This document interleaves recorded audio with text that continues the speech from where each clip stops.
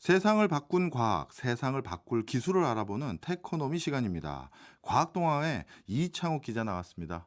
오랜만입니다. 어서 아, 오세요. 반갑습니다. 왜 이렇게 오랜만에 나오셨어요? 그러니깐요. 그 사이에 바쁘게 지내서 그런 것 같습니다. 예, 아마 취재도 많이 하셨을 것 같고 오늘 그 취재한 걸 바탕으로 멋진 아마 내용 소개해 주실 것 같은데 오늘은 어떤 연구, 어떤 취재하신 거 가져오셨나요? 예, 오늘은 들어보셨을지 모르겠는데 BCI 기술에 대해 소개해 보려 합니다. 제가 느끼기엔 최근에 본 그 어떤 기술보다 꿈 같은 혹은 공상과학 소설처럼 들리는 이야기입니다. 근데 사실 우리가 예상하지 못할 정도로 가까이 다가온 기술이기도 하고요.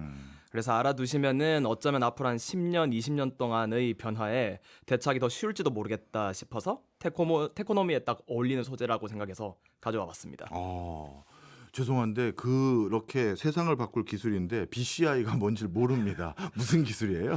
예, BCI라고만 하면은 생소해 하실 분들 많을 것 같은데요. 예. 요렇게 다시 표현해 볼게요. 예.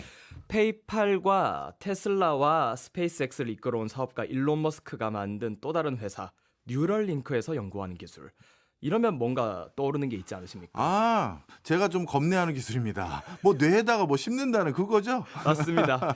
지난 2월 20일에 일론 머스크가 SNS X를 통해서 뉴럴링크에서 실시한 첫 번째 임상 실험 참가자가 생각만으로 컴퓨터 마우스를 옮기는데 성공했다고 밝혔죠. 네. 그리고 한 달 후로 기억하는데 3월 21일에 첫 번째 실험자 영상을 공개했습니다. 놀란드 아바우라는 29세 청년인데 다이빙 하다가 전신 마비가 온 환자였어요. 영상에서는 생각만으로 컴퓨터 마우스 움직이고 온라인 체스 두고 문명이라는 게임 하는 모습을 보여줬습니다. 예. 이렇게 이 뉴럴링크에서 연구한 이 기술을 BCI라 부릅니다. BCI 그러니까 브레인 컴퓨터 인터페이스의 약자인데요. 네. 우리말로 하면 뇌 컴퓨터 인터페이스라고 부를 수 있겠죠. 예. 뇌파 측정기나 전극이 연결된 칩 같은 장치를 통해서 뇌와 컴퓨터를 바로 연결하는 기술입니다. 예.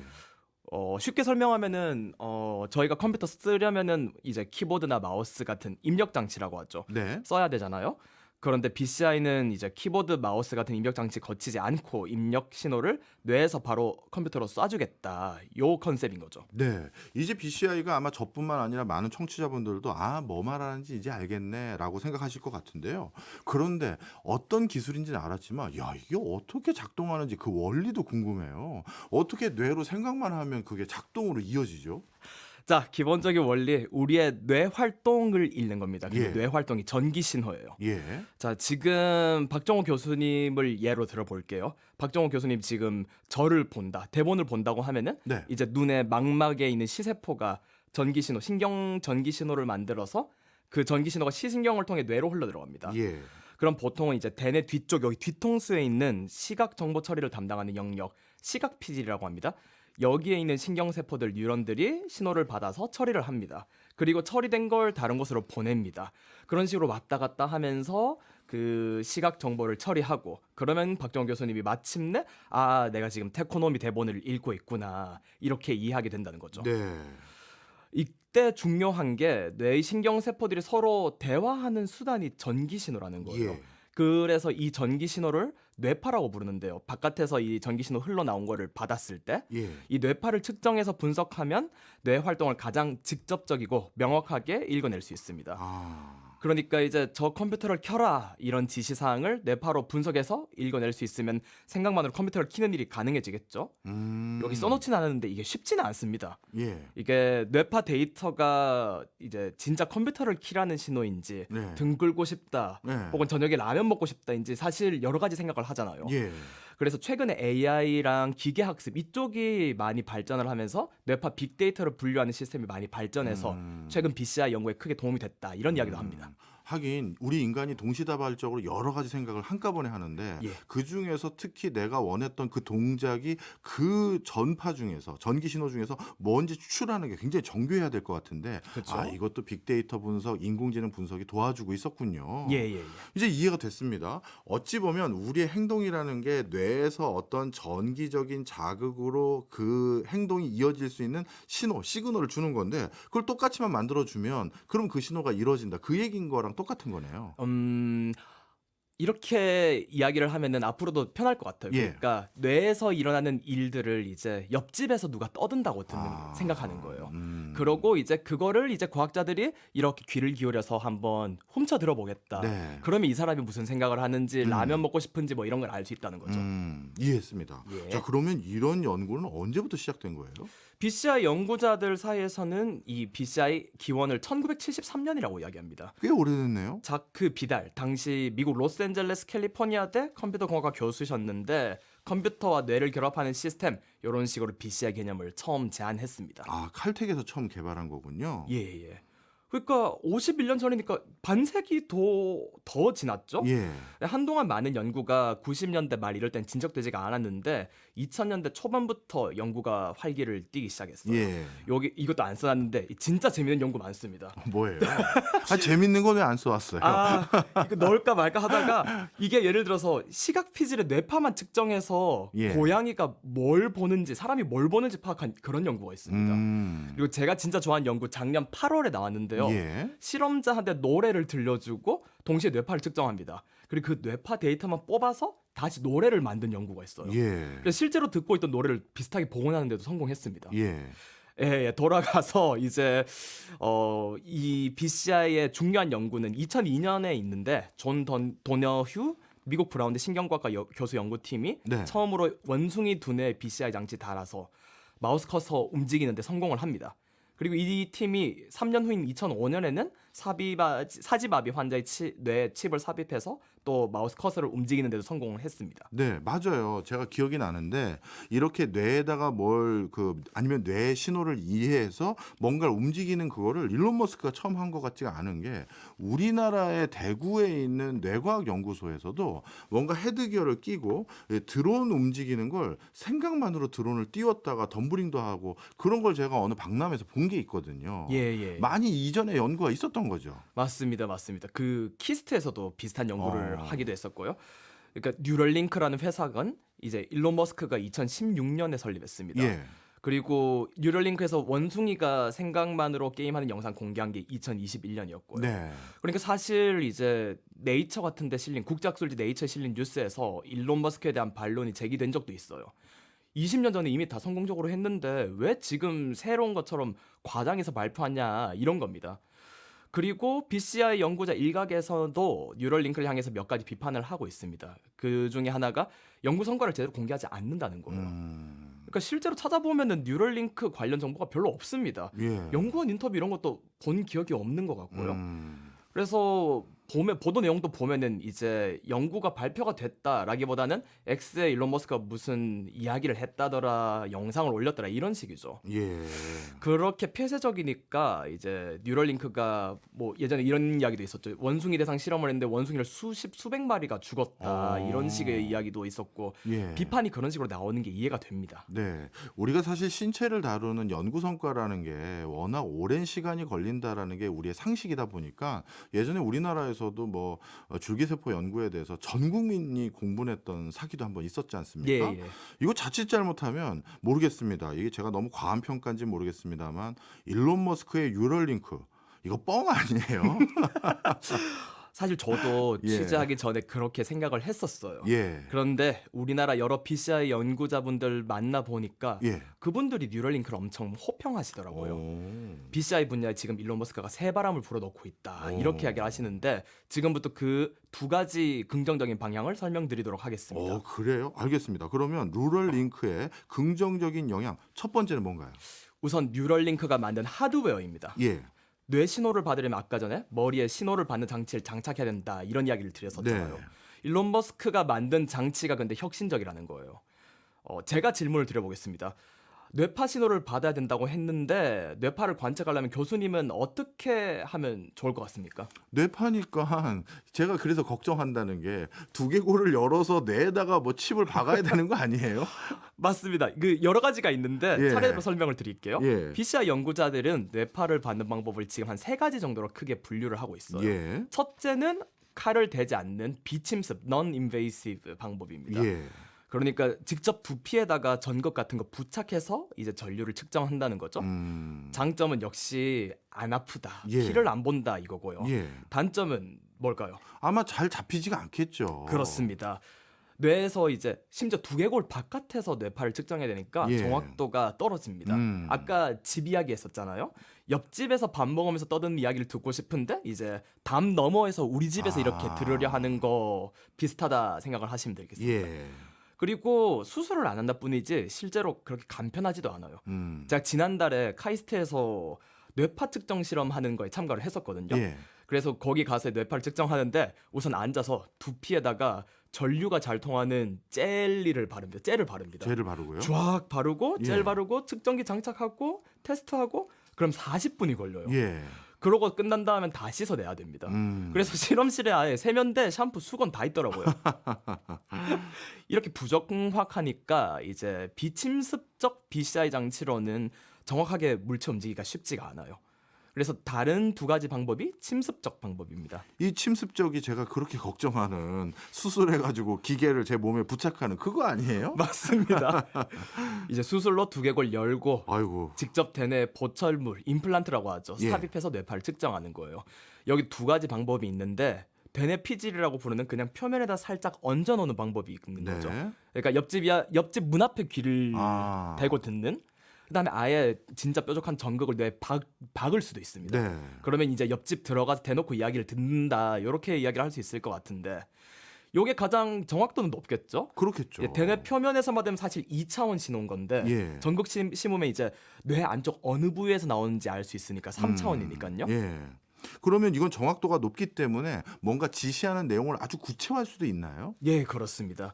요거를 연구자분께서 어떻게 예시를 들어주셨냐면은 예. 비침습적 BCI로 하면은 팔이 움직인다 정도 알 수 있대요. 그런데 네. 침습적 BCI를 쓰면은 팔이 왼쪽 45도로 움직이고 세 번째 손가락도 같이 움직인다. 이 정도까지 파악할 수 있을 정도로 정확도가 높다고 하더라고요. 아, 그렇군요. 그렇다면 만약에 이 기술이 상용화된다라고 한다면 뭔가 정확도가 높아야 쓸만한 기술이 될 테니까 예. 이 침습적으로 아예 칩을 박는 게 제일 유용할 것 같은데 그러면 다시 제가 늘 걱정하는 질문.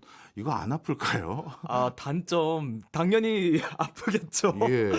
이게 뇌 수술이 이게 사랑니 빼는 것도 아니고 큰 그러니까요. 대수술이잖아요. 예. 그리고 이제 더 큰 문제가 있는데 이제 뇌에 박은 요 장치들 때문에 뇌를 다칠 수도 있다고 이야기를 그게 합니다. 제일 걱정이죠. 혹시 보셨을지 모르겠는데 제가 사진을 가지고 왔는데 예. 지금까지 침습적 BCI 연구를 위해 사용하는 전극을 보면은 많이 쓰는 게 이렇게 생겼습니다. 한번 볼까요? 우와, 저걸 뇌에 박는다고요?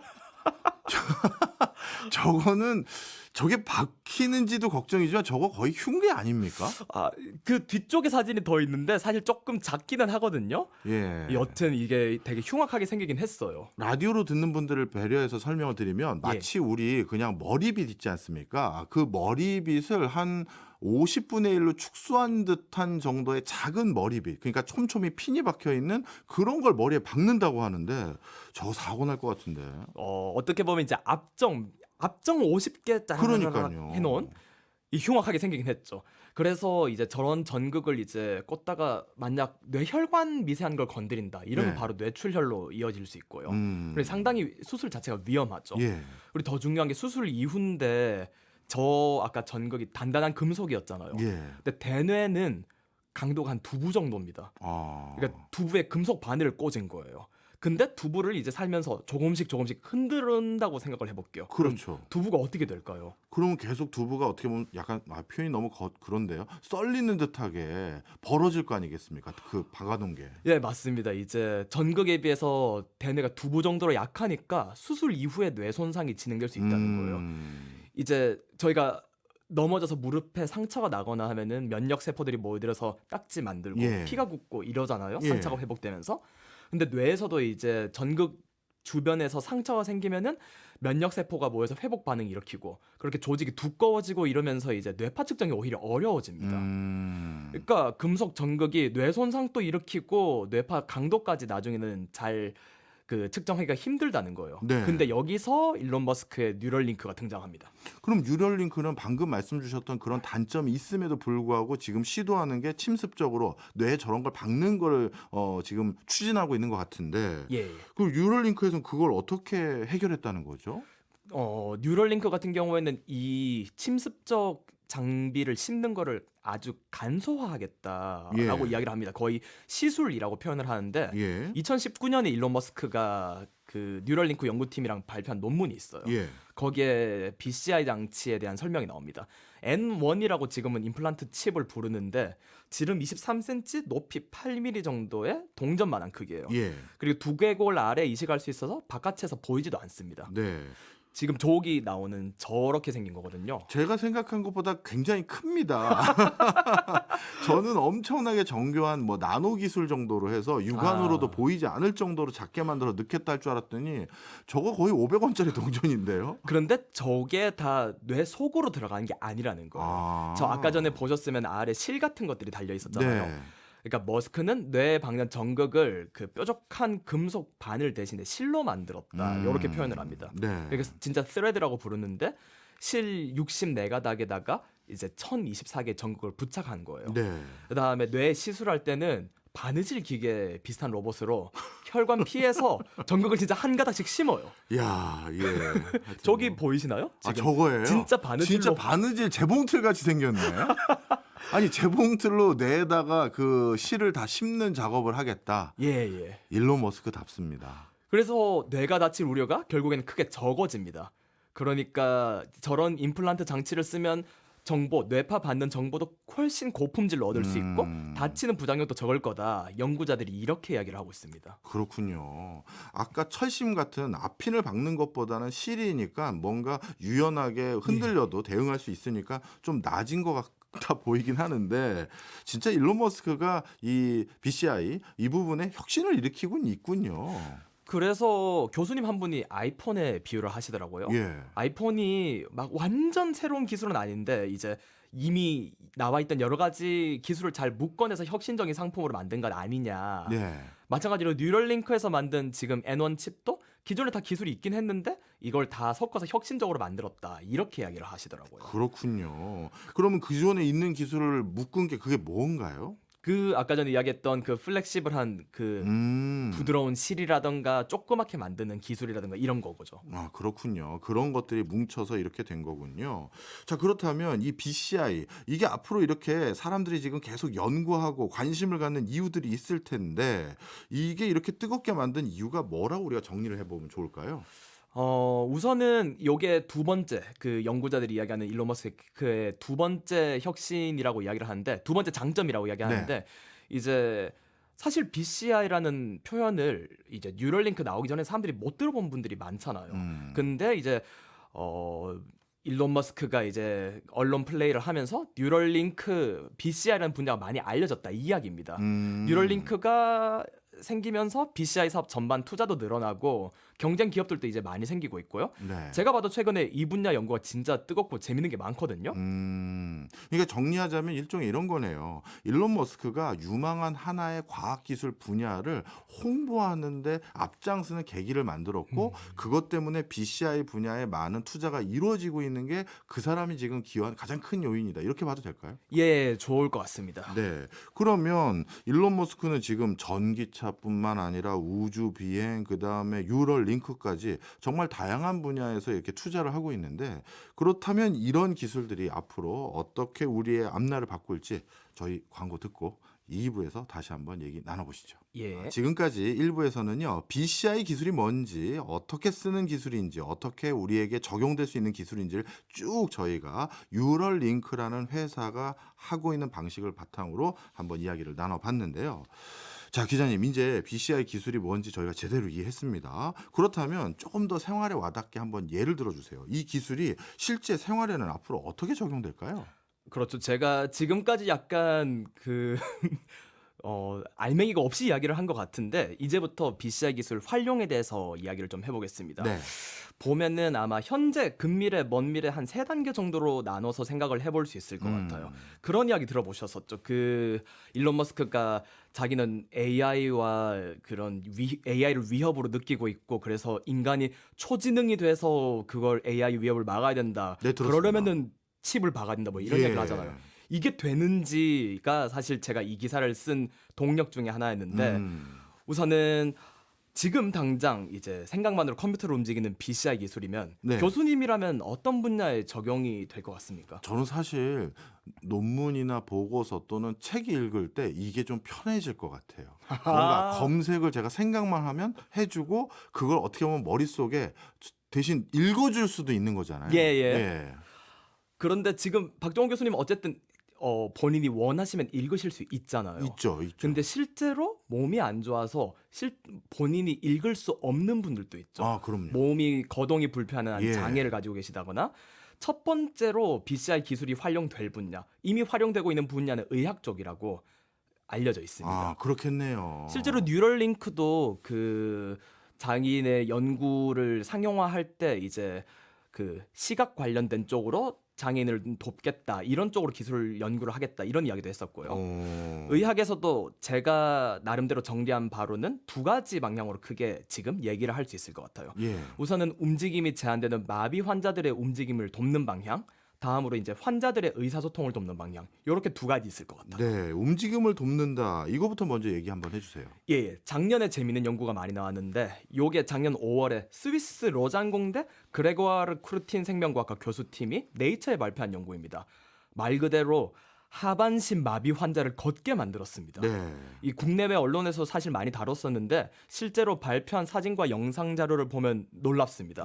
사진을 보시면은 지금 보이실까 모르겠는데 예. 앉아있던 사람이 바로 걸어서 나가기 시작하는 사진이거든요. 저분이 하반신이 마비된 분이신 거죠? 예, 연구의 와. 주인공이시고 네덜란드 남성인 지금은 40살 되신 게르트 얀 오스캄이라고 하십니다. 예. 28살 때 중국에서 자전거를 타다가 교통사고를 당해서 목 부위에 척수를 다쳤다고 해요. 네. 그래서 10년간 하반신 마비 상태로 살아왔는데 이번에 10년 만에 일어나서 걸을 수 있게 된 겁니다. 야, 이게 바로 기적인 거잖아요.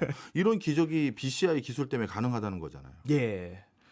요 BCI 기술 이제 신경계를 알 필요가 있는데 신경계 이제 뇌에서 시작해 허리뼈 속에 들어있는 척수, 등골이라고 하죠. 예. 척수를 따라서 몸의 전 말초 신경으로 이어지잖아요. 예. 그러니까 척수를 이번에는 신경계 고속도로라고 비유를 해볼게요. 이제 교수님이 축구를 한다면은 이제 뇌에서 오른발로 이제 공차 앞으로 움직여 이런 신호를 보내죠. 예. 그럼 척수를 통해서 오른발까지 전달이 됩니다. 그리고 슛하고 골 이렇게 결과가 나오겠죠. 네. 근데 스키를 타거나 교통사고를 당하거나 해서 목이나 허리를 다쳐서 척수에 손상이 가면은 요 다친 부위 아래로 신경 신호가 전달이 안 됩니다. 네. 오른발 앞으로 움직여 딱 했는데 이제 척수 고속도로가 끊겨 있으니까 신경 신호가 가다 멈추는 거죠. 그래서 하반신 마비가 온 거고요. 예. 그런데 이 척수 신경이 사실 다치면 거의 회복이 불가능하다 이렇게 알려져 있습니다. 예. 지금까지 줄기세포 이용하고 많은 방식으로 척수신경 회복하려고 연구를 했는데 지금까지는 잘 안 된 걸로 알고 있어요. 근데 이거를 BCI 그 기술로 극복했다는 겁니다. 이야, 어떻게 했는 건가요? 근데 방금 척수를 고속도로라고 했잖아요. 예. 이 연구팀이 한 일이 우회도로를 건설한 겁니다. 바이패스. 연구팀이 오스캄에게 세 가지 장치를 착용을 시켰거든요. 네. 첫 번째로 이제 뇌에다 BCI 임플란트 그 뇌파 이식하는 잃는 거? 예. 기술을 그 장치를 이식했습니다. 요 임플란트는 이제 뇌에서 다리에게 움직임을 명령하는 그 신호를 받습니다. 예. 뇌파. 다음으로 이 임플란트가 두 번째 장치, 처리 장치로 보냅니다. 예. 이제 가방, 백팩에 넣고 들고 다닐 수 있는 그런 웨어러블 처리 장치인데요. 이 장치에서 뇌 신호를 받아서 여기서 필요한 운동 자극만 추출합니다. 그러니까 생각을 할 거잖아요. 오른발을 움직여야겠다. 뭐 이런 그 자극만 추출합니다. 네. 그 다음에 요 신호만 선별해서 가공한 다음에 마지막으로 척수에 심은 신경 자극기로 전송합니다. 네. 그러니까 끊겨 있는 부분 아래다가 신경 자극기를 또 설치를 한 거예요. 예. 수술을 부착해서 이제 요 신경 자극기는 이제 웨어러블 처리 장치에서 전송한 신호 받아서 다시 신경 자극으로 변환해 줍니다. 예. 그러니까 척수 신경 자극기가 이제 전기 신호를 척수에 주는 거죠. 예. 그러니까 끊어진 부분을 그 웨어러블 처리 장치로 빙 둘러서 신경 자극을 다리로 보내는 거예요. 그래서 우회로라고 아까 말씀하신 거군요. 예, 실제로 연구팀은 자기가들이 만든 이 장치 보고 디지털 브릿지라고 부르셨습니다. 그렇군요. 이어준다 이거죠. 예. 이거 나름대로 어떻게 보면 평생을 불구로 사시는 분들께는 정말 멋진 대안이 될 것 같은데 결과는 어떻게 만족스럽습니까? 아 훌륭했다고 전해집니다. 이제 오스캄 이분은 이제 지금 보행기 도움 받으면 직접 걸을 수 있게 됐고 물론 3달 정도 이렇게 몇 년씩 재활이나 수술 같은 걸 하긴 했지만요. 지금은 계단 오르내리고 산책도 한다고 해요. 네. 제가 찾으면서 보도 자료에서 이분이 직접 남긴 말이 인상이 깊었는데 10년 만에 처음으로 일어나서 친구들과 맥주를 마시러 갔습니다. 이 변화가 제게는 엄청난 기쁨이자 기적입니다. 맥주 마시는 거 아무렇게나 갈 수 있는데 저희는 사실 10년 만에 일어나서 갔다는 게 너무 감동적이더라고요. 이분에게는 정말 눈물이 펑펑 났을 것 같아요. 그렇죠. 이 기쁨은 진짜 상상이 가진 않는데요. 더 좋은 발견도 있었어요. 뭐예요? 요 연구에서 이제 척수신경이 아까 거의 회복이 안 된다고 말씀드렸죠. 네. 근데 오스캄이 걷기 훈련 받은 후에 이제 연구팀이 BCI 장치를 껐는데도 약간 다리를 움직일 수 있는 걸 발견한 거예요. 그러니까 뇌에서 다리로 신경세포들의 전기 신호가 전달됐다는 겁니다. 예. 그러니까 디지털 브릿지 사용해 보니까 여기를 움직여 보니까 척수신경이 회복이 조금씩 되더라. 와, 손상된 척수 신경마저도 일부 회복이 됐다는 증거까지 나온 거예요. 예. 대단한데요. 그래서 쿠르틴 교수 보도 자료에서 어떻게 이야기를 했냐면은 이 오스캄이 다치고 나서 10년 후에야 디지털 브릿지 수술을 받았는데 이렇게 회복이 된 거 보니까 만약 기술 상용화가 돼가지고 사고 후 한 2, 3주 안에 이 수술을 받으면 환자들의 회복 가능성이 훨씬 커질 수 있지 않을까? 이런 이야기를 했습니다. 그렇군요. 이거 너무 좋은데요. 예. 앞서서 BCI가 의학에 적용된 사례가 이거 말고 또 있다고 하셨잖아요. 그건 뭡니까? 맞습니다. 그다음에 하나가 환자들의 의사소통을 돕는 방향이라고 말씀을 드렸었죠. 예. 이게 심각한 마비 환자 그러니까 뇌졸중, 파킨슨병 혹은 이제 루게릭병이라 부르는 근위축성 측색경화증 이런 뇌질환 같은 경우에는 아예 거동을 떠나서 의사소통 자체가 힘들어지는 경우가 있습니다. 네. 드라마 같은 데서 영화 같은 데서 이제 눈동자만 움직이는 그런 거 보신 적 있죠? 네. 그러니까 안면 근육, 발성 이런 담당하는 근육을 제어하지 못해서 의사소통이 힘들어지는 건데 요런 거를 보통 심각해지면은 이제 아이 트래커 눈동자 움직임 추적 장치를 통해서 의사소통을 하기도 하고 그러거든요. 예. 근데 예상하실 수 있다시피 엄청나게 답답합니다. 음. 눈동자 움직여야 되니까 예 아니요 정도도 엄청 느리게 되는 거예요. 그렇겠죠. 근데 BCI가 이곳에서도 도움을 줄 수 있다고 이야기를 합니다. 네. 요 분야 대표 연구자가 지금 미국 샌프란시스코 캘리포니아대 UCSF에 있는 에드워드 창 교수 연구팀이거든요. 예. 이 팀에서는 작년 8월에 네이처에 또 연구를 하나 발표했습니다. 예. 어떤 연구인가요? 여기도 방법은 비슷합니다. 이제 여기서는 이제 실험 참가자분이 뇌졸중으로 얼굴에 발성 근육이 마비되신 분이었어요. 이분의 되뇌 피질에 BCI 장치를 이식을 합니다. 예. 요 전극 같은 경우에는 얼굴, 턱, 후두, 혀 이 말을 하게 하는 발성 근육을 움직이는 뇌 부위 신호를 측정하는 거예요. 네. 그 다음에 이분한테 이제 문장을 보여주면서 읽기 훈련을 시킵니다. 그러면 실제로 참가자분께서 말은 실제로 못해도 뇌에서 단어를 읽는 신호는 만들겠죠. 네. 그거를 이제 그 신호 뇌파를 BCI 장치로 받아서 인공지능 모델을 훈련시킨 거예요. 근데 모델이 3개나 있어요. 이게 재밌습니다. 예. 하나는 인공지능 모델 하나는 이제 무슨 말을 하는지 파악을 하고 예. 두 번째는 목소리를 되살립니다. 목소리를 되살린다. 예전에 다치기 전에 목소리 녹음된 게 있어서 그거를 훈련시킨 거예요. 예. 그다음 마지막 하나는 표정을 만드는 그 근육을 재구성하는 모델이에요. 네. 요렇게 해서 3개를 재구성한 다음에 에드워드 창 연구팀이 컴퓨터에다 실험 참가자를 닮은 3차원 아바타 캐릭터를 만들었어요. 예. 그다음에 여기다 합성을 했어요. 그럼 결과가 어떻게 되느냐? 예. 모니터 속의 캐릭터가 사람 대신에 자연스럽게 의사소통을 하게 해주는 거예요. 본인이 직접 하는 게 아니라 모니터 속에 나랑 똑같은 아바타가 대화를 하는 거군요. 그렇죠. 본인은 움직이기 힘드니까 대신에 여기서 뇌에서 생각을 하면 내 생각대로 아바타가 움직여서 말을 하는 거예요. 입 모양하고 표정까지 다. 예, 그렇습니다. 그래서 공개된 영상 자료 보면은 네. 남편이랑 이야기를 나누는 장면이 나오는데 예. 원래 남편 또 그런 인터뷰를 해요. 원래 너무 느려가지고 뭐 예, 아니요 정도만 겨우 대답을 했는데 이렇게 빠르게 대답하는 거 몇 년 만에 처음이다. 와. 그래서 BCI 기술 활용하니까 이제 야구 경기 결과 어떨 것 같냐, 토론토 블루제이스 아직도 그 모양이냐 이런 농담을 하는 거예요. 이 시시콜콜한 대화를 할 수 있다는 것 자체가 삶의 질을 너무 올리는 거 아닌가 싶어요. 그렇네요. 제가 이제 BCI 같은 어떤 최첨단 기술을 저같이 아무 필요 없는 사람이 추가적으로 어떤 편익을 얻겠다고 그냥 뇌에 심는 거 이런 거에 대해서 약간 제가 걱정을 했는데 이게 그렇게 생각할 게 아니라 몸이 불편하거나 평생 어떤 장애를 안고 사는 분들에겐 엄청난 기적과 같은 어떤 혁신적인 기회를 제공해 주는 거네요. 그러면 이거 언제쯤 실용화돼서 많은 사람이 이 혜택을 누릴 수도 있을까요? 좀 기다려야 되지 않을까 싶긴 해요. 요 음. 지금 소개했던 연구들이 작년에 출판된 연구들이고요. 예. 사실 연구는 엄청 많이 진행되고 있습니다. 전 세계적으로 우리나라에서도 아까 얘기하셨던 뇌과학연구원 키스트 포함해서 많은 네. 연구가 진행되고 있고요. 근데 의료용으로 활용되는 실용화되는 건 또 다른 일이죠. 예. 저도 궁금해서 국내 연구자들한테 여쭤봤는데 두 가지 정도 넘어야 할 부분이 있다 이렇게 이야기를 하시더라고요. 첫 번째가 안정성입니다. 그렇겠죠. 그쵸? 아까 비침습 침습 이야기를 했는데 결국 두개골에 구멍을 뚫어야 되잖아요. 그렇죠. 그리고 두부 강도인데 뇌가 흔들리면 뇌를 다친다? 그러니까 앞으로도 뉴럴링크가 보여준 것처럼 최소한의 구멍만 뚫으면서도 뇌 손상 없이 꾸준히 잘 쓸 수 있는 기계도 뭐 고장 나면 바로 안전하게 교체할 수 있는 정도로. 아니 일론 머스크는 뇌에다가 재봉틀로 실을 꼬맨다면서요. 이거 안전성이 반드시 확보돼야 될 것 같아요. 그렇겠죠. 네. 그리고 다른 한 가지는 가격입니다. 지금 이게 장비들이 실험용 단계다 이런 말씀을 드렸잖아요. 예. 그래서 추측하기로는 연구자분들도 이제 스위스 연구팀이나 이런데 한 사람당 한 수억은 들었을 거다 이렇게 이야기를 하시더라고요. 네네. 그러니까 더 안전한 방법 개발돼서 더 저렴할 수 있게 대량 생산되면은 더 많은 환자들이 실용적으로 이제 BCI 장비의 도움을 받을 수 있을 거라 이런 전망을 합니다. 물론 수요는 많을 것 같아요. 그럴 것 같아요. 요 연구 같은 경우에도 연구 참가자 모집하면 보통 한 명 뽑는데 수천 명씩 지원한다고 하더라고요. 와, 그렇군요. 그럼에도 불구하고 아직까지 안전성 그리고 가격 문제 등으로 인해서 실용화 단계는 좀 기다려야 될 것 같네요. 그렇죠. 그리고 또 그 기술이 또 완비가 된다고 해서 바로 되는 것도 아니고 더 깊은 고민을 해야 됩니다. 어떤 거죠? 예를 들어서 이제 제가 하반신 마비 환자가 걷게 만드는 외골격 로봇 만든 연구자분 인터뷰했었어요. 네.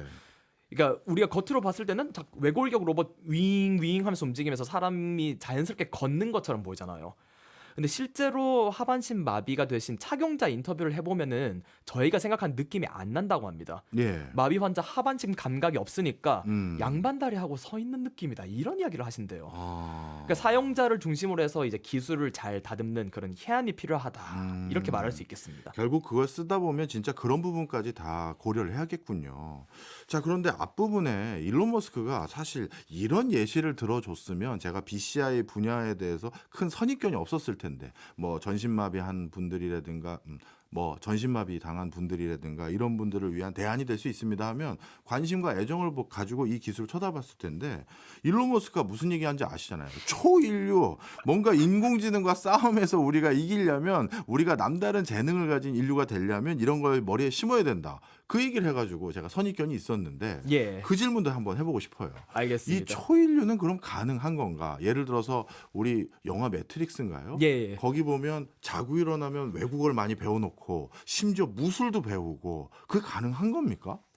예, 그 이야기 하기 전에 예. 아까 전에 그 교수님께서 말씀하셨던 그 실용적인 내용으로 BCI를 쓸 수 있지 않느냐 요 이야기도 같이 하면 좋을 것 같아요. 예. 그러니까 저희가 지금 현재를 했고 이제 근미래와 미래에 대해서 이야기를 할 수 있을 것 같은데요. 이제 지금까지는 요 뇌에서 나오는 신호를 읽는 BCI였잖아요. 네. 근데 반대로 하면 뇌에다가 신호를 줄 수도 있지 않을까? 그렇죠. 전기 자극을 줄 수도 있잖아요. 네. 이런 연구도 이미 나왔어요. 이제 오. 들어보신 적도 있을 것 같은데 우울증이나 파킨슨병 환자의 뇌에다가 전기 자극을 보내서 증상을 개선시키는 그런 치료가 있습니다. 예. 근데 요거를 의료가 아닌 다른 목적으로 적용한다. 이게 BCI 기술의 다음 단계가 된다. 이렇게 이야기를 하시더라고요. 그러면 이제 의료의 치료 목적이 아니라 그 다음 단계라는 건 말 그대로 초인류까지는 아니더라도 뭔가 더 집중력도 높이고 능력을 개선하는 그런 건가요? 예, 초인류까지는 아니지만 강화 인류 정도? 예. 예를 들어서 뇌의 특정 부위에 전기 자극 주면은 운동 능력이 향상된다. 이런 연구가 꽤 있었어요. 논란은 오. 있었지만 이미 2000년대 초반부터 나오고 있습니다. 네. 운동계에서는 요거를 이제 뉴로도핑 이런 식으로 표현을 하는데요. 예. 이제 뉴로도핑을 어떻게 찾아낼 것인지 이런 논의도 있습니다. 왜냐면은 약물 쓰는 도핑은 이제 약물 검사, 오줌 검사, 소변 검사 하면 될 텐데 뇌에 전기 자극을 줘서 실력을 향상시키면은 사실 찾기가 쉽지가 않을 거잖아요. 그래서 더 넓게 생각하면 뇌를 자극해서 집중력 높이고 공포라는 감정을 억제한다든가 이런 식으로도 쓸 수 있을 거라는 전망이 있습니다. 그렇군요. 야, 그러면 앞으로 우리 뭐 운동 경기 있었을 때 도핑 테스트 말고 뇌에도 뭐 심었는지 확인도 해야 될 것 같고, 더 나아가서는 아예 어떻게 보면 전쟁을 앞두고 군인들에게는 일시적으로 공포감도 억제하면서 집중력도 높이는 그런 칩을 심을 수도 있을 것 같은데요. 실제로 BCI가 지금처럼 큰 주목 받기 전부터 가장 꾸준히 오랫동안 후원해온 곳이 미국의 그 국방고등연구기획국 다르파입니다. 예. BCI 기술이 이제 군사적이든 어떤 것이든 잠재력 어떤 걸 가지고 있을지 아직 아무도 모른다는 거죠. 그렇군요. 이거 일론 머스크가 말한 초인간이라는 게 진짜 BCI 기술로도 만들어질 수 있을 것 같은데요. 자, 이제 저희 이야기의 마지막 단계로 온 것 같은데요. 장기 전망. 예. 초인류 가능할 것인가? 예. 쉽지는 않을 것 같다. 왜요? 이야기를 하시더라고요. 우선은 요 초인류를 만들기 전에 아직 두뇌가 어떻게 학습하고 기억하는지 메커니즘 자체가 덜 밝혀졌다고 합니다.